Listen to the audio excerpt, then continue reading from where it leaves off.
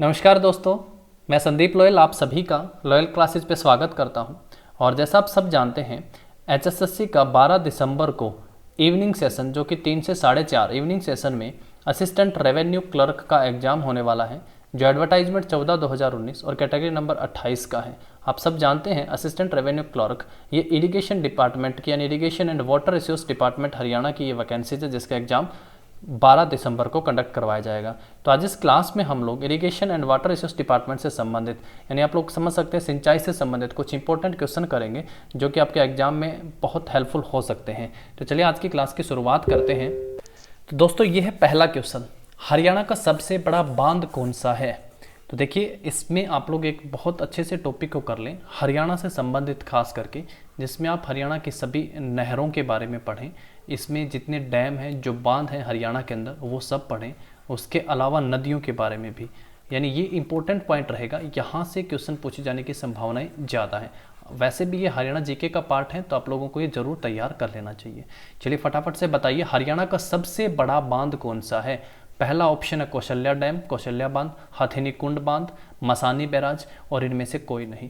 असल में तो ये सारे के सारे हरियाणा में हैं और यहाँ से आप जितना चाहें उतना पढ़ सकते हैं, जितना चाहें उतना पढ़ सकते हैं। पूछा है सबसे बड़ा बांध, तो दोस्तों सबसे बड़ा बांध कौन सा है हरियाणा का, कौशल्या डैम यानी कौशल्या बांध जो है हरियाणा का सबसे बड़ा बांध है।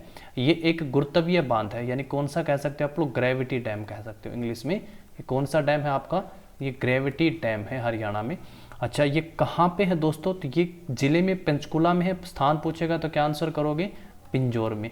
कहाँ पे है, पंचकुला पिंजौर में है। कौशल्या बांध ग्रेविटी डैम है, पिंजौर में है। और ये किस नदी पर है, तो घग्गर हाकरा नदी आप लोग पढ़ते ही हैं, तो ये घग्गर की सहायक नदी है, घग्गर की सहायक नदी है। और कौन सी नदी है दोस्तों, कौशल्या नदी, घग्गर की सहायक नदी कौशल्या नदी पर ये बांध बना हुआ है। ये सबसे इंपॉर्टेंट बात इसकी आप लोगों को ध्यान रखनी है। सबसे बड़ा बांध है, इससे सर क्या लॉजिक है, सबसे बड़ा बांध है, इसकी हाइट अगर आप लोगों से पूछे, खैर पूछने वाला टॉपिक नहीं है, 34 मीटर है, लगभग 112 फुट आप लोग कह सकते हो, एफ लिख देता हूँ। अच्छा लेंथ लंबाई इसकी 700 मीटर तक है, यानी लगभग 2300 फुट तक। ये सबसे बड़ा ग्रेविटी डैम हरियाणा का है, सबसे बड़ा बांध है कौशल्या बांध। कहाँ पे दोस्तों, तो पिंजौर पंचकुला में है ये। अच्छा इसके निर्माण का अगर पूछेगा तो निर्माण 2008 से 12 के बीच इसका निर्माण हुआ था, 2008 से 12 के बीच इसका निर्माण का कार्य हुआ। ये सारे के सारे आप लोग सब जानते हैं। हथिनी कुंड बांध की अगर हम लोग बात करें, बताओ हथिनी कुंड बांध तो बहुत फेमस है, आप लोगों को पता, बहुत बार एग्जाम में पूछा गया है। तो हथिनी कुंड बांध पहली बात तो है कहाँ पे, तो सब कहेंगे सर यमुना नगर में। कहाँ पे है, यमुना नगर में। किस नदी पर है, तो क्या आंसर करेंगे, यमुना नदी पर है। किस नदी पर है, यमुना नदी पर है हथिनी कुंड बांध। निर्माण 1996 से 99 के दौरान हुआ। निर्माण कब हुआ था, 96 से 99 के दौरान हुआ था। अब सबसे बड़ा है तो देखो उसकी हाइट 34 मीटर थी, इसकी हाइट कितनी है, 27 मीटर है। और लेंथ लंबाई 360 मीटर तक इसकी लेंथ है। हथिनी कुंड बैराज यमुना नदी पर है, यमुना नगर में। मसानी बैराज ये बहुत फेमस है, बहुत इंपॉर्टेंट है, ध्यान रखेंगे। मसानी बैराज किस नदी पर है दोस्तों, तो क्या आंसर करना है, साहिबी नदी पर। किस नदी पर है, साहिबी नदी पर है। मसानी गांव कहाँ पे है, आदर भूमि के रूप में भी आप लोगों को आपने पढ़ा होगा। कहाँ पे है दोस्तों ये, तो रेवाड़ी में है। किस जिले में है, रेवाड़ी में। तीनों इंपॉर्टेंट पॉइंट है, मैं ऐसी उम्मीद करता हूँ आप सबको ये पता हो और आप सब ने इनके बारे में अच्छे से पढ़ लिया होगा। अब हम आगे बढ़ते हैं नेक्स्ट क्वेश्चन पे। अब ये 3 तो मैंने कराए, उसके अलावा आप लोगों को पढ़ने हैं। अनंगपुर डैम हो गया, ताजेवाला बैराज, ओटू बैराज, पथराड़ा, दादूपुर नलवी, ओखला, ये सब बहुत इंपॉर्टेंट टॉपिक है अगर आप सीरियसली इस पेपर की तैयारी कर रहे हैं, क्योंकि क्लर्क से ज़्यादा ग्रेड पे है, इसका असिस्टेंट रेवेन्यू क्लर्क है ये, है ना। तो थोड़ा सा उस हिसाब से भी बहुत बच्चे इस चीज़ को दे के भी तैयारी कर रहे होंगे, जो क्लर्क लगे हैं, जो गवर्नमेंट जॉब में हैं, वो भी इस पेपर को देते होंगे। चलो अब आगे बढ़े, नेक्स्ट क्वेश्चन को देखिएगा। इसके बाद पथराला बैराज किस नदी पर है, ये बताओ। पथराला बैराज जो है ये किस नदी पर है, सबसे पहला ऑप्शन है घग्गर नदी, दूसरा है सोम्ब नदी, तीसरा है यमुना नदी और चौथा ऑप्शन है इनमें से कोई नहीं। बताओ किस नदी पर है दोस्तों ये पथराला बैराज, किस नदी पर है, तो क्या आंसर करोगे, सोम्ब नदी। कौन सी, सोम्ब नदी। और कहाँ पे है, किस जिले में है दोस्तों, तो ये यमुना नगर में। कहाँ पे है, यमुना नगर में है। निर्माण का वर्ष क्या था इसका, किस वर्ष इसका निर्माण हुआ, तो पढ़ते हैं हम लोग 1875-76 में। कब? 1875-76 में सोम नदी, यमुनानगर, पथराड़ा बैराज। ये बहुत इंपॉर्टेंट वाला है, आप सबको इसके बारे में ध्यान रखना है क्योंकि अक्सर यहाँ से जो है क्वेश्चन पेपर में पूछा जाता है। और अगर इसकी हाइट आपसे पूछेगा तो क्या हाइट करोगे इसकी? 34 मीटर। हाइट कितनी है? 34 मीटर। और इसकी लेंथ कितनी है? 460 मीटर।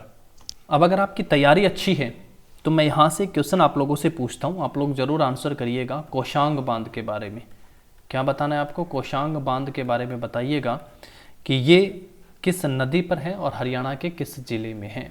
काफ़ी इंपॉर्टेंट है और इस एग्जाम पॉइंट ऑफ व्यू से है, तो आप लोग इसको जरूर बताना और क्या यहाँ से क्वेश्चन और बन सकता है। चलिए अब नेक्स्ट क्वेश्चन पे चलते हैं। इसके बाद हरियाणा की सबसे पुरानी नहर कौन सी? बेहद आसान है, अगर ये पेपर में पूछ लिया जाए तो किसी को कोई परेशानी यहाँ से नहीं होगी। हरियाणा की सबसे पुरानी नहर पश्चिमी यमुना नहर, भाखड़ा नहर, जवाहरलाल नेहरू नहर और गुरुग्राम नहर। असल में तो मैंने कहा था इस पेपर के अकॉर्डिंग आप लोगों को सभी ये चीज़ें पढ़नी हैं और इस क्वेश्चन का आंसर क्या हो जाएगा? पश्चिमी यमुना नहर। हरियाणा की सबसे पुरानी नहर कौन सी है दोस्तों? पश्चिमी यमुना नहर है। और इसके बारे में आप सब चीज़ें पढ़ लें तो बेहद बेहद अच्छा होगा क्योंकि यहाँ से अक्सर एग्जाम में क्वेश्चन पूछा जाता है। तो यमुना नदी के पश्चिमी किनारे यानी ताजेवाला से इसको निकाला गया है। तो नदी का नाम मैं ब्रैकेट में लिख देता हूँ, असल में आप सबको पता होगा। और देखिए बहुत सारी इंपॉर्टेंट चीज़ें मैं आप लोगों को यहाँ पे इस नदी की बताऊँगा जो एग्जाम में आपसे पूछी जा सकती हैं। थोड़ा सा डीपली भी आप लोग इसको पढ़ सकते हैं। अब इसके निर्माण की अगर हम लोग बात करें, सबसे पहले निर्माण की बात करें तो 14वीं शताब्दी में। कब की बात होगी? 14वीं शताब्दी में। असल में मैं यहाँ पे लिख दूँ तो 1355 में। और 1355 में सल्तनत काल चल रहा था। 1351 में राजा बनता है फिरोज शाह तुगलक। तो आपने पढ़ा होगा फिरोज शाह तुगलक ने कई नहरों का निर्माण करवाया, नगर बसाए। तुगलक वंश के 3 इंपॉर्टेंट राजा हैं जिन्होंने नहरों का निर्माण करवाया था, तो ये उनमें से एक है फिरोज शाह तुगलक। इस समय इसके निर्माण शुरू हुआ था। अच्छा, उसके बाद एक बहुत इंपॉर्टेंट पॉइंट है, 1765 में गाद की वजह से ये नदी सूख गई थी या इसमें पानी बहना बंद हो गया था। 1765 में पानी बहना बंद हो गया था, इसमें पानी बहना बंद हो गया था। फिर आई ब्रिटिश सरकार या अंग्रेजों की हुकूमत। समय है 1817 का। कब की बात है दोस्तों? 1817 में। और बंगाल का एक इंजीनियर था, ENGG लिखता हूँ, आप समझेंगे। इस इंजीनियर का नाम बेहद इंपॉर्टेंट है। जब भी आप इस नहर को सर्च करते हैं कहीं पे भी तो अच्छी बुक में भी मिलेगा और नेट पे अगर सर्च करेंगे तो भी नाम मिलेगा। GR प्लेन एक इंजीनियर था। ये 1817 में इसको पश्चिमी यमुना नहर के जीर्णोद्धार का काम इसको सौंपा गया था। जीर्णोद्धार का काम जो है इसको सौंपा गया था 1817 में। 3 वर्ष का समय इसने लिया और समय आया 1820। 1820 में ये बिल्कुल तैयार हो गई थी। यानी अगर पेपर में पूछे कि आधुनिक जो रूप दिया है पश्चिमी यमुना नहर को वो किसने, तो अंग्रेजी सरकार ने कह सकते हैं, ब्रिटिश ने 1820 में ब्रिटिश सरकार ने इसे जो है आधुनिक रूप दिया है। ब्रिटिश सरकार ने इसे आधुनिक रूप दिया। इसकी अलग अलग शाखाएं हैं। दिल्ली शाखा, हाँसी शाखा पढ़ते हैं, सबसे इंपॉर्टेंट सिरसा शाखा 1896 में जिसकी निर्माण का कार्य हुआ था। तो कई इंपॉर्टेंट शाखाओं के साथ लगभग इसकी जो लंबाई हम लोग पढ़ते हैं 3200 किलोमीटर। कई जगह आपने 3226 भी देखा होगा, तो मैं लगभग बता रहा हूँ 3200 प्लस है ये किलोमीटर पश्चिमी यमुना नहर की लंबाई। लगभग 4 से 5 लाख हेक्टेयर हरियाणा की जो भूमि है उसको सिंचित करने का काम इस नहर से किया जाता है। तो ये बहुत इंपॉर्टेंट सिंचाई के हिसाब से हरियाणा की नहर है, जिसमें अम्बाड़ा, करनाल, रोहतक, पानीपत, सोनीपत, राजस्थान, दिल्ली, इनके इलाकों में भी इससे सिंचाई की जाती है। अम्बाड़ा लिखा है यहाँ पे, काफ़ी 2-4 में इंपॉर्टेंट लिख देता हूँ, आप लोग जरूर ध्यान रखेंगे। सोनीपत हो गया है, पानीपत हो गया है, ठीक है, रोहतक है, तो ये आप लोग इसको जरूर ध्यान रखेंगे, ठीक है ना। बहुत इंपॉर्टेंट वाला पॉइंट है, जरूर आप लोगों को इसमें ध्यान रखना। इंपॉर्टेंट शाखाएँ हैं इसकी। अब दोस्तों वैसे तो ये भाखड़ा, चलो एक बार ना भाखड़ा नहर के बारे में पढ़ते हैं क्योंकि यहाँ से एग्जाम में क्वेश्चन पूछा ही जाता है। और असल में मैंने आपको कहा है नहरें, तो अब आप ना अपना कर्म यहाँ से करना है आप लोगों को और इन सब के बारे में आपको पढ़ना है। भाखड़ा नहर हुआ, जवाहरलाल नेहरू नहर है, गुरुग्राम नहर है। आप सब जानते हैं जवाहरलाल नेहरू गुरुग्राम नहर ये भाखड़ा नहर से ही निकाली गई है ना। इनको आप लोगों को ध्यान रखना है कहाँ से निकाली गई है। जवाहरलाल नेहरू और भिवानी नहर, गुरुग्राम इसमें अलग गलत शामिल कर लिया। भिवानी नहर ये जो है ये कहाँ से निकाली गई है, तो ये छोटी नहरों के रूप में है और इनको भाखड़ा नहर से ही निकाला गया। भिवानी नहर भिवानी जिले में सिंचाई का कार्य करती है, इसके लिए इसको यहाँ से निकाला गया है। और गुरुग्राम नहर दिल्ली के निकट ओखला से यमुना नदी पर बांध बनाकर इसको निकाला गया। कहाँ से निकाला गया दोस्तों? दिल्ली के निकट ओखला से यमुना नदी, कौन सी नदी, यमुना नदी पर बांध बनाकर इसको निकाला गया था। निर्माण 24 अक्टूबर 1970 को आरंभ होता है। निर्माण पूछेंगे तो कब, 24 अक्टूबर 1970 को आरंभ होता है। गुरुग्राम फरीदाबाद के काफ़ी इलाके में लगभग 1,20,000 के करीबन हेक्टेयर के हिसाब से भूमि को सिंचाई करने का काम गुरुग्राम नहर के द्वारा किया जाता है। आगे इनके बारे में भी हम लोग पढ़ेंगे, उससे पहले भाखड़ा नहर के बारे में जान लेते हैं, क्योंकि हरियाणा के इतिहास से सर छोटू राम का नाम इनसे जुड़ा हुआ है, तो बहुत इंपॉर्टेंट है। चलो पहले तो एज्यूम करो इस क्वेश्चन का आंसर। सर्वप्रथम भाखड़ा डैम का विचार किसने दिया था? सबसे पहले भाखड़ा डैम का विचार जो है वो किसने दिया था, ये आप बताओ, सोचो। सबसे पहले किसने भाखड़ा डैम का विचार दिया था, इसके बारे में बताना। सर लुई डैन है, सर छोटू राम है, जवाहरलाल नेहरू है, और इनमें से कोई नहीं है चौथा ऑप्शन। आई होप आप सब ने आपका आंसर सोचा होगा। तो दोस्तों इसका सही answer sir Louis Dan. Dam की बात हो रही है तो सर लुई डैन ने सबसे पहले, समय था 1908 का, और सर लुई डैन पंजाब के उपराज्यपाल थे। सर लुई डैन थे कौन, तो पंजाब का ये उपराज्यपाल था, उपराज्यपाल, जिसने सबसे पहले भाखड़ा डैम पर विचार किया था, या फिर इसने इसके रूप में थोड़ा सा कार्य किया था, आप ये कह सकते हैं। हालांकि बहुत ज़्यादा श्रेय हम लोग जो देते हैं, जिनको जाना जाता है, तो सर छोटू राम। असल में इस क्वेश्चन का आंसर ऑप्शन ए हुआ है, ये ध्यान रखें। और सर छोटू राम तो बहुत इंपॉर्टेंट रोल है, इनको नहीं भूल सकते हैं हम लोग। इसके नहर के निर्माण कार्य में इनका श्रेय जो जाता है निर्माण के लिए, किसे जाता है, सर छोटू राम को निर्माण का श्रेय जो है वो जाता है। और इन्होंने इसके बारे में सोचा था कि अम्बाड़ा डिवीजन की जीवन रेखा है ये नहर। भाखड़ा जो नहर है ये अम्बाड़ा डिवीजन की जीवन रेखा के रूप में कार्य करेगी। तो आपसे पूछे कि कौन सी नहर अम्बाड़ा डिवीजन की जीवन रेखा है, तो क्या आंसर है, भाखड़ा। या डैम के बारे में पूछेगा तो भी क्या कहोगे, भाखड़ा डैम या भाखड़ा बांध के जन्मदाता तो किसे कहा जाता है, सर छोटू राम को कहा जाता है। सर्वप्रथम विचार किसने दिया था, सर लुई डैन ने। समय था 1908 का, और ये कौन थे भाई, ये पंजाब के उपराज्यपाल उस समय थे। अब थोड़ी सी चीज़ें आप लोग जान लें भाखड़ा के बारे में भी, यहाँ पे भाखड़ा नहर के बारे में। फिर भाखड़ा नहर पढ़ते हैं। देखिए यहाँ से बहुत इंपॉर्टेंट चीज़ें आप लोगों को बताऊंगा मैं, जो आपसे एग्जाम में पूछी जा सकती हैं, और उन सब पे आप लोगों को बिल्कुल यहाँ पे गौर करना है। भाखड़ा नहर के बारे में ऊपर भी मैंने स्किप करा है, भाखड़ा नहर इंपॉर्टेंट है, जैसे मैंने कहा पढ़ना जरूर है इसके बारे में, जितना संभव हो सके उसको आप लोगों को पढ़ना है, क्योंकि अक्सर एग्जाम में ये पूछी जाती हैं। जो भाखड़ा नहर है सतलुज नदी पर, किस नदी पर, नदी कौन सा ध्यान रखोगे दोस्तों, सतलुज नदी पर भाखड़ा नांगल बांध बनाकर ये नहर बनाई गई थी। भाखड़ा नांगल बांध बनाकर इस नहर का निर्माण किया गया था। अच्छा, ये एक अंतर्राज्यीय नहर है। अंतर्राज्य मतलब एक से ज़्यादा राज्यों में जो बहती है उसको क्या कहते हैं, अंतर्राज्यीय नहर इसे कहा जाता है, भाखड़ा नहर को। अच्छा, ये नहर का निर्माण कब स्टार्ट हुआ था, तो 1946 में इसका निर्माण स्टार्ट हुआ था, 1954 में बनकर तैयार, तो इस 54 के साथ लिख देता हूँ, बनकर ये तैयार हो चुकी थी। और सबसे पहले पानी की अगर बात पूछेगा तो 8 जुलाई बनकर तैयार हो गई थी, तो 1954 का साल ही ध्यान रखेंगे। 8 जुलाई 1954 में नांगल हाइडल चैनल के द्वारा इसमें जो है पानी छोड़ा गया था। तो क्योंकि ऊपर लिखा ना भाखड़ा नांगल बांध बनाया था, नांगल हाइडल चैनल के जरिए इसमें सबसे पहले जो है वो पानी छोड़ा गया था। ठीक है, ये तो दोनों तीनों बातें आपको इंपॉर्टेंट ध्यान रखनी है। नहर की लंबाई लगभग 165 किलोमीटर है, आपने पढ़ा होगा 164 पॉइंट समथिंग, 165 किलोमीटर इस नहर की लंबाई है। अब बात आती है कि ये नहर हरियाणा में प्रवेश कहाँ से करती है, तो फतेहाबाद के टोहाना से ये हरियाणा में प्रवेश करती है। टोहाना से प्रवेश करती है, फतेहाबाद से। ये आप सबको पता, गुलाबी नगरी पिंक सिटी के नाम से फतेहाबाद को जाना जाता है। तो ये सबसे इंपॉर्टेंट वाला पॉइंट इस नहर के बारे में है। और अब इसकी बहुत सी प्रमुख शाखाएं हैं, इसमें आप लोग फतेहाबाद शाखा है, रतिया शाखा है, रोड़ी बरवाड़ा शाखा है, ये प्रमुख शाखाएं हैं इसकी। देखो दोनों चीज़ों को थोड़ा सा आपको समझ लेना है, शाखाओं सहित कुल लंबाई, भाखड़ा नहर की कुल लंबाई, ये थोड़ा सा आपको समझना है। इन चीज़ों को किस तरीके से आप लोग इसको दिमाग में सेट करते हैं, वो बड़ी बात है यहाँ पे।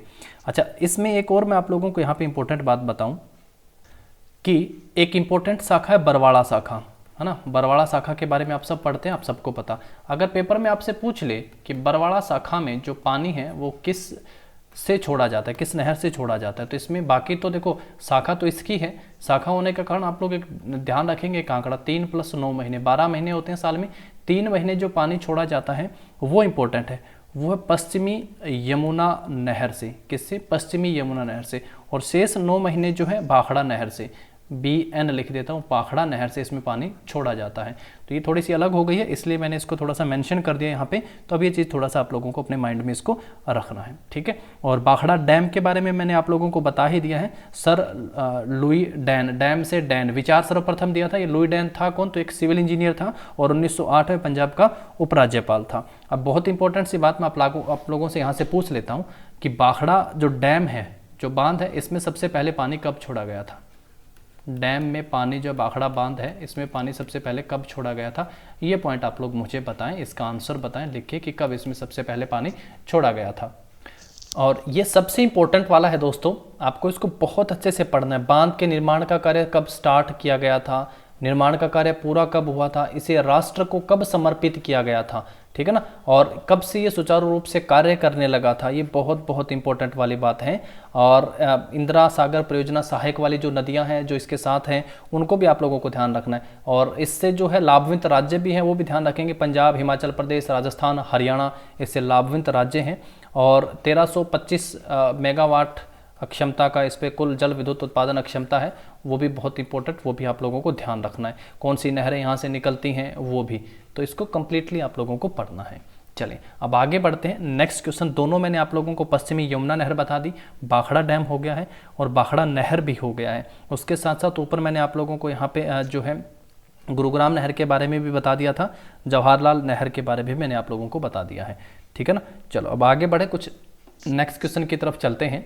नेक्स्ट देखो, हरियाणा का सर्वाधिक सिंचित क्षेत्र कौन सा जिला है, किस जिले में सर्वाधिक सिंचाई होती है, सिंचित क्षेत्र जिसको कहा गया है, कौन सा जिला है? पहला ऑप्शन है सिरसा, पंचकुला, भिवानी और इनमें से कोई नहीं। तो सर्वाधिक सिंचित क्षेत्र कौन सा है दोस्तों? सिरसा जिला है। तो ऑप्शन ए क्या हो जाएगा हमारा इस क्वेश्चन का आंसर। और सबसे कम अगर पूछेगा तो क्या आंसर करेंगे हम लोग? पंचकुला को। अब हम लोग हरियाणा इरिगेशन डिपार्टमेंट की ऑफिशियल वेबसाइट पे चलते हैं और ये आज की इस क्लास के सबसे इम्पोर्टेंट, जो भी यहाँ तक इस क्लास को देखा है वो ज़रूर इस यहाँ से आगे भी देखें। एक इम्पोर्टेंट PDF आप लोगों के साथ शेयर करनी है और आप चाहें तो इसको ऑफिशियल वेबसाइट जो है इरिगेशन डिपार्टमेंट हरियाणा से, वहाँ से ले सकते हैं। अदरवाइज डिस्क्रिप्शन में टेलीग्राम चैनल का लिंक है, नहीं तो आप लॉयल क्लासेस के नाम से टेलीग्राम चैनल को ज्वाइन करें, वहाँ से भी आप लोग इसको ले सकते हैं। असल में उस PDF में है क्या क्या चीज़ें, अब यहाँ से मैंने सब कुछ नहीं लिखा है, मैं कहूँ कि बहुत सब कुछ यहाँ से लिख दिया है। बहुत से बैराज हैं, बहुत से डैम जो अभी तक बचते हैं उनके बारे में आपको पढ़ना है, बहुत सी नहरें हैं प्रमुख सिंचाई वाली जो हैं उनके बारे में डिटेल से पढ़ना है। खैर, अब जैसे मैंने आपको कहा था, अब हम लोग जो है ऑफिशियल वेबसाइट पे irrigation and water resource department, यहाँ से जब आप लोग आते हैं तो एक इम्पोर्टेंट आपको यहाँ पे मिलेगा पब्लिक नोटिस या अदर इन्फॉर्मेशन है पब्लिक नोटिस। पब्लिक नोटिस में आप जाएंगे तो यहाँ पे तीसरे नंबर का annual administrative report for the year 2017-18, उससे पहले 16-17 की है, अब यहाँ पे लेटेस्ट में तो 17-18 है। और उससे पहले देखेंगे तो हरियाणा वाटर रिसोर्सेज ये अथॉरिटी एक्ट है। जैसे पंचायती राज में ग्राम सचिव के बारे में आप पढ़ते हैं ना, तो पंचायती राज एक्ट पढ़ते हैं, तो इट मे भी यहाँ पे संभावना है इस एक्ट से कुछ पूछ ले। खैर वो अलग बात है, कितना पूछेगा वो सबके लिए बराबर होगा। एक्ट को याद करना पढ़ना कोई आसान बात नहीं है, लेकिन ये बहुत बहुत ज़रूरी चीज़ें हैं। यहाँ से इसको आप लोग डाउनलोड करें और इसका लिंक भी दिया है, नहीं तो आप लोग सिंपल सा है हरियाणा इरिगेशन डिपार्टमेंट की वेबसाइट पर चलेंगे और फिर यहाँ से क्या चीज़ें हैं दोस्तों पढ़ने वाली, वो मैं आप लोगों को यहाँ पे बताता हूँ कि क्या आप लोग यहाँ से पढ़ें। ये थोड़ा सा इंग्लिश में स्किप करके, ये सब चीज़ें हिंदी में भी है, वहाँ से हम लोग हिंदी से इसको पढ़ेंगे कि इसमें क्या दिया गया है, क्या खास बातें यहाँ पे लिखी गई हैं और कितनी सारी इंपॉर्टेंट इन्फॉर्मेशन जो है। ये ऑफिशियल डाटा है 17-18 का, उसके बाद का तो है नहीं कोई इन्फॉर्मेशन यहाँ पे साइट पे। तो खैर देखो क्या कहा है, देखो आप यहाँ पे कि सिंचाई एवं जल संसाधन विभाग हरियाणा विभिन्न जल सेवाओं जैसे कि ये सब चीज़ें यहाँ पे हैं। तदनुसार रिपोर्ट दिन इस वर्ष के दौरान 37.58 लाख वर्ग मीटर कच्ची नहरों को पक्का करने का कार्य कर लिया गया है और पानी की बचत की गई। 17-18 के दौरान कुल राजस्व वसूली, ये इन्होंने क्योंकि रेवेन्यू से जुड़ी हुई चीज़ें हैं ना, तो ये उसके बारे में इन्होंने बताया है। अब देखो हम यहाँ पे कुल सिंचित क्षेत्र, ये देखो क्या लिखा हुआ है, आपसे पूछे कि कितना, तो 23.36 लाख हेक्टेयर क्षेत्र सिंचित किया, जबकि पूर्व वर्ष में ये कितना था, 23.15 था। 2016-17 में 23.15 था, 2017-18 में ये बढ़ के 23.36 लाख हेक्टेयर क्षेत्र हो गया है। और अब आगे बढ़ते हैं, देखो अब आगे यहाँ पे क्या कहा है। अब डाटा बहुत चीज़ें हैं, बहुत ऐसी चीज़ें हैं जो आप लोगों को यहाँ से पढ़नी है। अब देखो यहाँ तो बिल्कुल छोटा सा इंट्रोडक्शन दे रहा है कि भारत का छोटा राज्य 1 नवंबर 1966 को पंजाब विभाजन से अलग होकर बना। भौगोलिक क्षेत्रफल 44,212 वर्ग किलोमीटर है। कृषि योग्य क्षेत्रफल कितना है? कृषि योग्य क्षेत्रफल कितना है दोस्तों? 3.9 मिलियन हेक्टेयर है। 3.9 मिलियन हेक्टेयर जो है ये कृषि योग्य भूमि है हरियाणा की। और राज्य का उत्तरी हिस्सा शिवालिक की पहाड़ियों से घिरा है। पूर्व में यमुना नदी है, दक्षिण में दिल्ली व अरावली की पर्वतमाला है और दक्षिण पश्चिम में राजस्थान का मरुस्थल है। उत्तर पश्चिमी पंजाब की सीमा के साथ घग्गर नदी है और राज्य इंडसन बेसिन व गंगा के मध्य यानी घग्गर व यमुना नदी के मध्य में है। ये पूछता है ना पेपर में किस नदी के है, तो घग्गर व यमुना नदी के मध्य में है। और इसकी स्थिति उत्तरी मैदान क्षेत्र में लंबाई 74 डिग्री से 78 डिग्री पूर्व में और कोणात्मक दृष्टि से 27 डिग्री। ये बेसिक सा इन्फॉर्मेशन है हरियाणा की भौगोलिक संरचना यहाँ पे बताई। खैर ये सब आपको पता होगा। वर्तमान में जो उपलब्ध पानी है उसका कितना प्रतिशत का उपयोग कृषि क्षेत्र में लाया जा रहा है, ये पूछेगा तो क्या आंसर करोगे? वर्तमान में पानी की उपलब्धता का कितना प्रतिशत कृषि क्षेत्र में लाया जा रहा है उपयोग में, तो 85% है। और उसके बाद खाद्य सामग्री है, यहाँ पे लिख दिया है। अब आता है ये इंपॉर्टेंट, राज्य की कृषि योग्य क्षेत्र में, राज्य का जो कृषि योग्य क्षेत्र है उसमें कितने प्रतिशत नहरों द्वारा सिंचाई की जाती है, तो क्या आंसर करोगे?